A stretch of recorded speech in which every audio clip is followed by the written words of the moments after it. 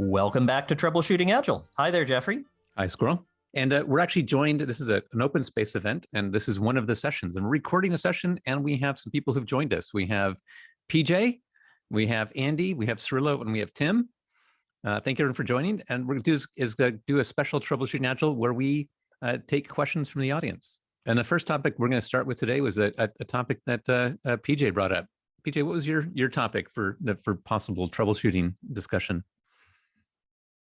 So I really wanted to know, why am I still trying to solve the same problems in 2021 using Agile that I was trying to solve in 2001?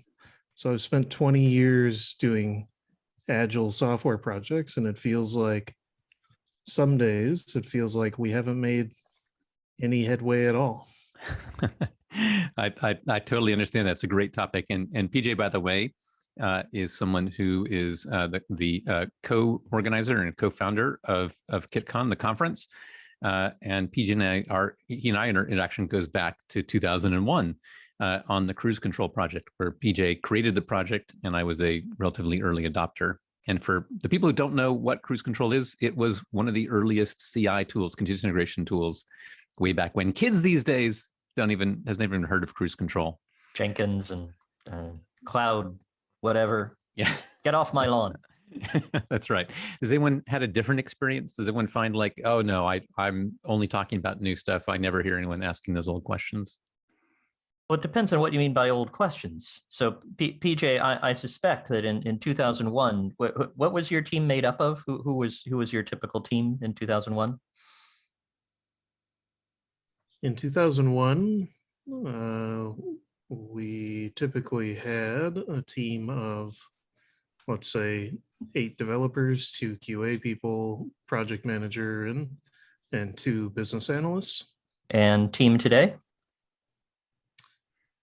Team today, in general, tends to be very similar, but my current team is 2 engineers, 4 QA people, 1 product manager, which is a notable difference from 2001, and a lot more stakeholders actively involved. Yep. And the key word I heard you use there was people. It sounds like your teams in both cases were made up of people. Is that accurate? That is accurate. It seems to me that all of the problems that people have with Agile development haven't changed. That the people are the same. So what I think you might be saying, and I don't want to put words in your mouth, so please correct me, is that the knowledge doesn't seem to have reached these people, that somehow in 2001, it was kind of understandable that they might not know stuff. But in 2021, you'd kind of like them to know certain things, but they're still going to be the same people. So I would predict the same kinds of people-based problems, which is, of course, what we talk about on the podcast all the time. Well, Squirrel, you're saying they're the same people, but I think they're not. I think the point is that they're different people and that people have these same problems. But oh, sorry, they're different arrangements of atoms. Yes, sorry. Yeah, but I mean that they're that they have the same kinds of people problems that the people of 2001 did. And that wouldn't be surprising. But what might be surprising is that what's happened and changed in 20 years is less than you'd think in terms of knowledge, that there's information that people used to have that you understood in 2001 why they didn't have it 2021. You say, how can you still not know how this works? And I think there's something in there which is also about your own perspective of, you have grown in the knowledge. And so you kind of end up with this perspective of thinking, well, others should have grown in the knowledge in this same time frame. But like, that's not a reasonable assumption to be making. Once it's stated, it's like, well, of course others aren't going to have learned the same things that I learned over that time. And even if they did learn it at some point, they're probably in a different situation. They're different people. So yeah, it seems like it's that annoying grind of teaching. You have to say the same thing again and again and again for them to pick it up, because they keep changing. And I like the analogy to teaching because I used to teach maths to university students and 8-year-olds and other exciting, interesting people. And the new students would come along and need to learn the same material. So that wasn't surprising to me. But in 20 years, I might hope that people earlier in the learning process, earlier in their schooling, might have learned something that was different, and that would be helpful to me. So I have some empathy for why we might say things like, gosh, why don't they know about X? I'm curious, PJ, what is X? What's something that you think that they should know, or do you disagree with my premise? Oh, I agree with the premise. Here's an example of something that I think I've dealt with throughout my Agile career. How to break work down into small size chunks, right? So that it's not a 1 month long user story, for example. Instead, let's get it down to a 1 week long user story, or even crazier, a 1 day long user story. Yep. And is it that you have a method that if they just applied, it would happen? That's a very good question.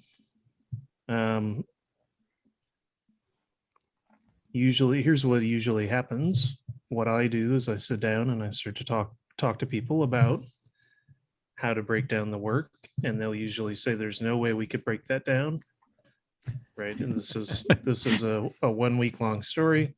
There's no way we can break this down any smaller. It won't make any sense if I break it down any smaller. Yeah, if I try to break this down, I'll just produce meaningless little chunks just for showing you progress that doesn't mean anything. Yeah.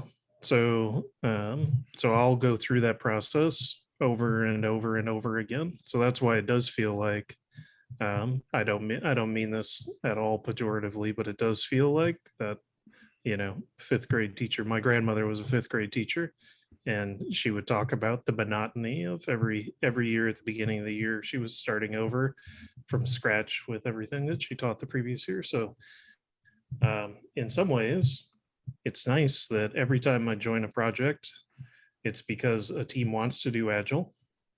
They have read some stuff about Agile, and frequently they already think that they're doing Agile, and then but for whatever reason, it's not quite working out for them. So they want to get me involved. So at the beginning of every project, it feels sort of similar to what my grandmother would describe about her fifth grade math class, where we're starting over to at the beginning again.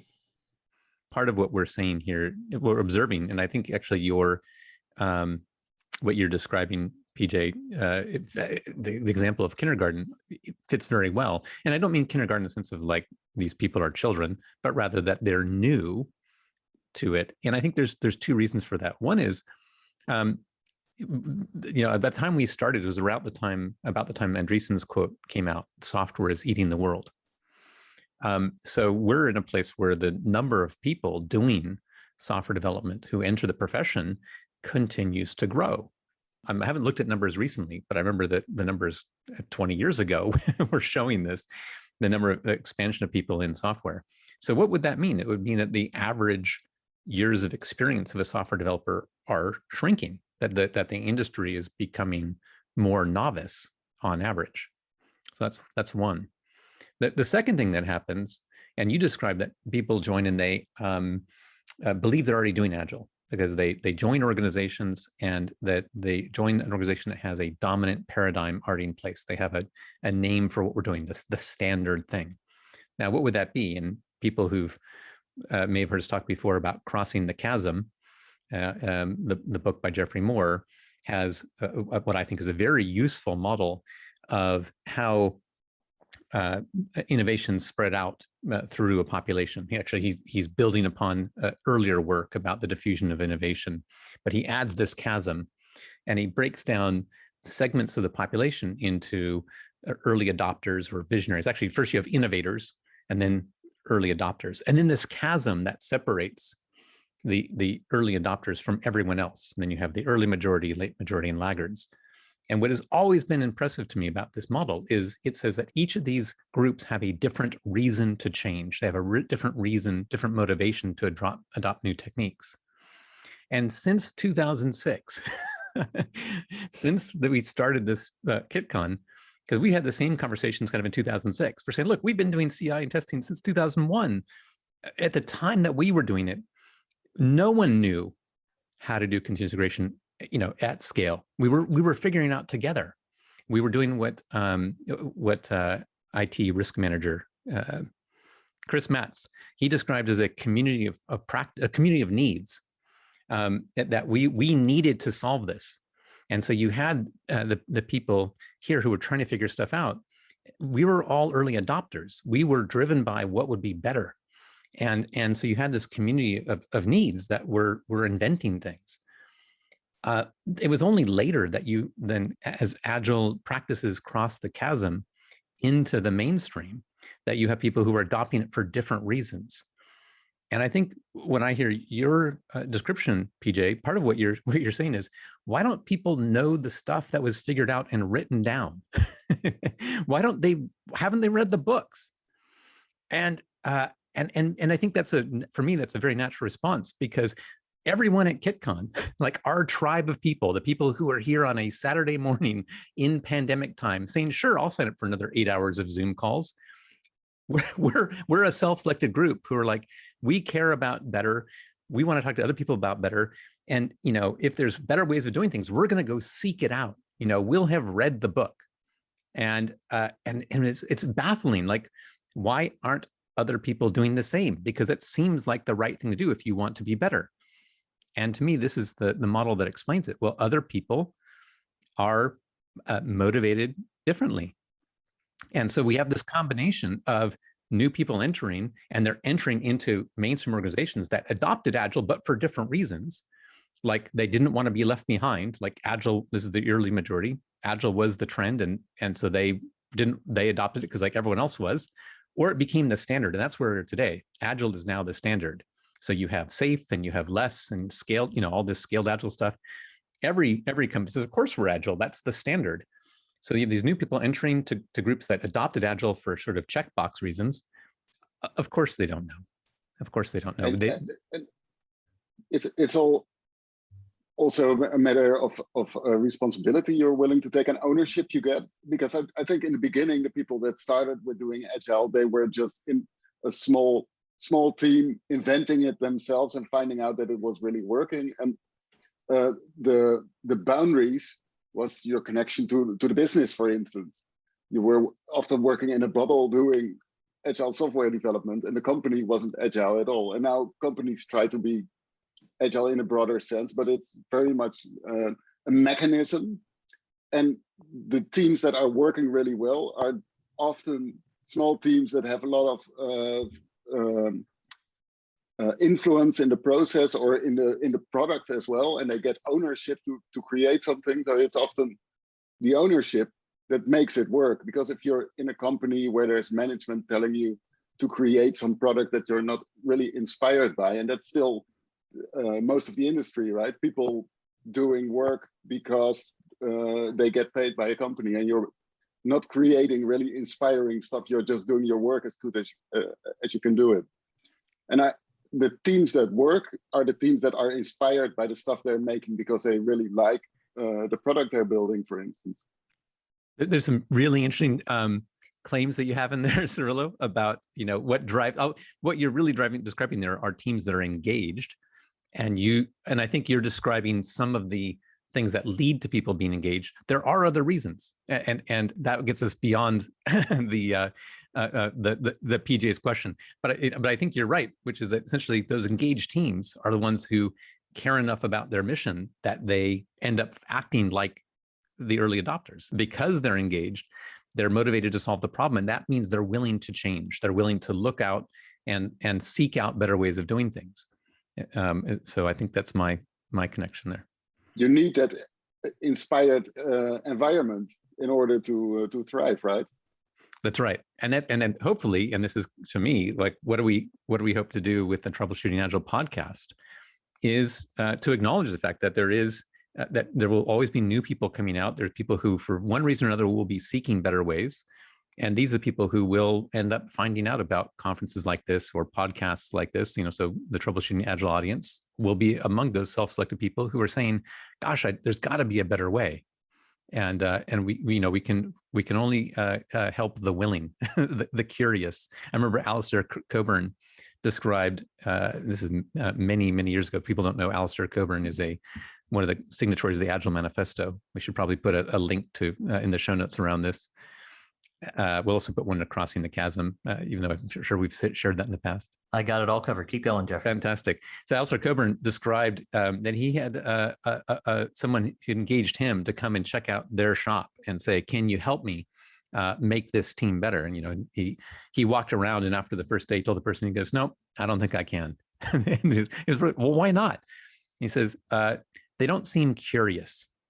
I just walked around and I looked what was on people's whiteboards, and I looked on the desks, and this is like in the either late 90s, early 2000s. And he said, there's no books, there's no magazines. These people aren't putting discretionary effort in to learn. And without that sort of curiosity, I don't think that it's going to be possible to improve. Maybe I'll tweet at Alistair later today and ask him if he's seen any, if he'd have a different view today. But that anyway, so coming back, I think wrapping up, PJ, is a great question. That's my kind of our take on, or at least my take on the why we are teaching the same things, talking about the same things 5, 10, 15, 20 years later. And let me close on a positive note. Would that be okay, Jeffrey? Oh, absolutely. So when I taught, and I was like your I think it was your mother or your grandmother, you said, PJ? Yeah, my grandmom. Grandmom. Yep. So I would have people come in again with the same kinds of questions and problems and puzzles, and they hadn't been taught even basic algebra in high school. And so I was having to teach them some things that I thought it would have been great if they'd known. And I saw that as a great challenge. I saw that as a great fun thing that I got to, it was a privilege to get to teach them and to get better at it. And I developed things that I thought were fun, and I really enjoyed that. I can certainly understand why some people might not. And those people probably shouldn't become teachers of calculus to business students. That would not be a good career choice if you were not excited about teaching the same material again and learning how to do it better. But it would also be really good as a business model, which is what it's turned out to be for me. So I've often said that as soon as people figure out how not to screw up their technology teams, I will be out of a job, and that I'm not spending a lot of time worrying about that. So that's the way I think about it, is that it's a positive thing that I get to keep teaching people and that I get to learn how to do it better. I don't know if you see it that way, PJ. Maybe we should give you the last word on this topic. There are lots of mornings I wake up and I think that I am blessed to be able to talk about how to break down stories from 2-week stories down to 1-day stories, because it's actually quite fun to do that. So although I may complain that we've spent 20 years solving the same problems over and over again, I still have lots of fun. And I think we'd be sad if we didn't get to do that, but at least I would. Okay.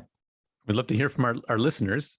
What's your experience? Do you find yourself teaching the same things that you did a year ago, 5 years ago, 10 years ago? Or do you feel differently? Do you think things have moved on and actually you're seeing very different discussions and different conversations? Love to hear about that. And, so you can get back to us either through our website, where you can sign up for our newsletter, or, hit us on Twitter. Love to hear your views. Our website is agileconversations.com. So please get in touch with us there. We'd sure like to hear from you, including if you disagree or if you have a counterexample like Jeffrey described. Of course, there are 2 other ways to keep in touch with us. One of them is to come and see us in Helsinki, and it's going to apparently be focused on AI, although I may be sat in a corner throwing rocks. I'm not sure. But it's going to be one of the best conferences you'll ever go to, with some very, very clever people called CITCON, and that's CITCON, and if you type that into Google, you'll find it quickly. There'll also be a link in the show notes. Finally, of course, there's one more way to keep in touch with us, which is to come back next week when we'll have another edition of Troubleshooting Agile. Thanks, Jeffrey. Thanks, Squirrel.